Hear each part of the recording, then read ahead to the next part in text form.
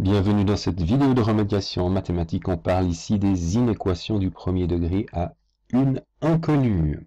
Alors, du vocabulaire, donc inéquation, ça veut dire qu'on va se baser sur un travail avec des inégalités. Des inégalités, il y en a 4 qui sont possibles. Donc, en lisant de gauche à droite, strictement inférieur, inférieur ou égal, strictement supérieur, supérieur ou égal, ou bien plus petit que, ou strictement plus petit que, etc. Et puis on va avoir un membre de gauche, un membre de droite, donc par exemple 2x plus y strictement inférieur à x carré plus y carré racine du tout moins 17. Voilà une inéquation, à savoir un symbole d'inégalité, un membre de gauche, un membre de droite, et a priori des inconnus x et y.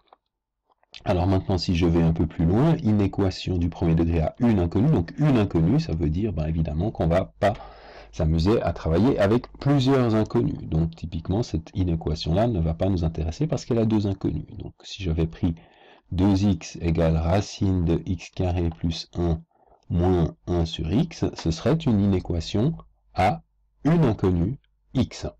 Et puis ensuite, premier degré, eh bien, premier degré, ça veut dire que et le membre de gauche et le membre de droite, comme dans le contexte des équations du premier degré, doit être ce qu'on appelle une expression du premier degré, donc typiquement quelque chose du type 2x plus 3, ou bien moins 4x plus 3 cinquièmes, disons. Et puis, éventuellement, moins 2x plus 7, 8. Donc, ce qu'on souhaite dans les inéquations du premier degré à une inconnue, c'est que le membre de gauche et le membre de droite, soient soit des expressions du type ax plus b, où a et b sont des nombres, et x l'inconnu qui apparaît uniquement à la puissance 1, d'où le terme premier degré ou degré 1, ou éventuellement ici une constante. Donc voilà le principe des inéquations du premier degré à une inconnue. Maintenant, bien sûr, ce qui va nous intéresser, c'est de savoir comment est-ce qu'on résout des inéquations du premier degré à une inconnue. Si par exemple je reprends le 2x, ici le moins 2x plus 7 plus grand ou égal à 8, eh bien on va convoquer les principes qui permettent d'agir. Je les mets ici, je les agrandis un peu. Principes qui permettent d'agir sur les inégalités.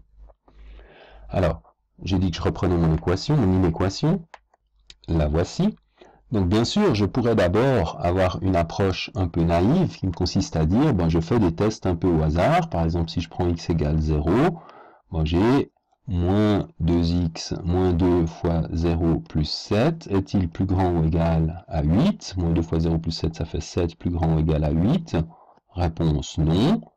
Si je prends x est égal à moins 1, par exemple, ça me fait moins 2 fois moins 1 plus 7 est-il plus grand ou égal à 8, moins 2 fois moins plus, c'était 2. 9 est-il plus grand ou égal à 8? Ah, là ça marche. Donc je pourrais m'amuser à trouver des nombres qui sont ce qu'on appelle solution de l'équation. Donc ici, moins 1 est une solution de l'inéquation, pardon, pas l'équation, de l'inéquation, alors qu'ici, 0 n'est pas solution. Donc, ce qu'on cherche ici, c'est à résoudre une inéquation. Résoudre, ça veut dire ne pas se contenter de chercher des solutions un petit peu au hasard, comme ça, aller les piocher au hasard, mais avoir une méthode générique, et si possible relativement efficace, qui permet d'une part de trouver rapidement les solutions et d'être certain qu'on a vraiment attrapé toutes les solutions. Et la méthode de résolution va être basée sur ces principes d'action sur les inégalités. Alors, que sont ces principes d'action? Ils ont été présentés dans une autre vidéo, mais je les rappelle très rapidement. En gros, ça veut dire que sur une inégalité, si on agit de la même façon sur le membre de gauche et sur le membre de droite, si on agit en additionnant la même chose, en soustrayant la même chose, en multipliant par un même nombre positif ou en divisant par un même nombre positif, strictement positif pour la multiplication et la division, alors Ça ne change rien, on obtient une nouvelle équation qu'on appelle une nouvelle inéquation, qu'on appelle une inéquation équivalente. On va préciser ça juste après, ce qui signifiera que l'ensemble des solutions va rester le même. Par contre, attention, si on multiplie ou qu'on divise par un nombre strictement négatif, il faudra changer le sens de l'inégalité. Alors concrètement, qu'est-ce que ça veut dire? Encore une fois, dans notre cas, moins 2x plus 7 plus grand ou égal à 8. Bien, mon objectif final, ce serait de pouvoir lire x est plus grand ou égal, ou bien plus petit ou égal, etc. Par exemple, à, ici, un nombre. Si je vous demande de résoudre l'inéquation, j'effacerai après ici, quels sont les nombres pour lesquels x est plus grand ou égal à 4, ben, la réponse est contenue dans la solution. La réponse est contenue dans la question. Quels sont les nombres pour lesquels x est plus grand ou égal à 4? Ben, ce sont les nombres qui sont plus grands ou égal à 4. Donc si j'arrive à transformer mon équation de départ de telle sorte que je puisse lire la solution facilement avec seulement x d'un côté et seulement un nombre de l'autre, ce sera très facile, pour autant que j'ai la garantie évidemment que les solutions finales que je vais lire ici soient bien les solutions de l'équation de départ. Donc, ceci, ce sont les principes d'action sur les inégalités qui vont nous le garantir. Donc, qu'est-ce que j'ai de trop finalement dans cette équation, dans cette inéquation-là? J'ai ce plus 7 d'abord, puisque je veux que de x à gauche. Gauche ou droite, c'est pas très important, mais enfin, on va essayer de rationaliser un peu les choses comme ça dans cette présentation. Donc, je vais soustraire 7 des deux côtés, dans les deux membres de mon inéquation. Je soustrais par un même nombre, principe d'action sur les inégalités, j'obtiens une nouvelle inéquation. Ce symbole veut dire que la nouvelle inéquation n'est plus la même, elle est équivalente. C'est une inéquation différente, mais équivalente. Les solutions restent, elles, conservées, sont les mêmes. Donc, 7 moins 7, ça disparaît, il reste moins 2x, et puis 8 moins 7, ça fait 1. Maintenant, ma cible, c'est qui? Ben, c'est ce moins 2 qui est devant x, qui est en trop, pour avoir seulement mon x comme objectif. Donc, je vais, cette fois-ci, diviser par moins 2 le membre de gauche et le membre de droite. Alors, pourquoi je fais ça? Parce que, bien sûr, ça a pour effet ici de simplifier, il me restera bien que le x, mais attention, division par un nombre négatif, le sens de l'inégalité change.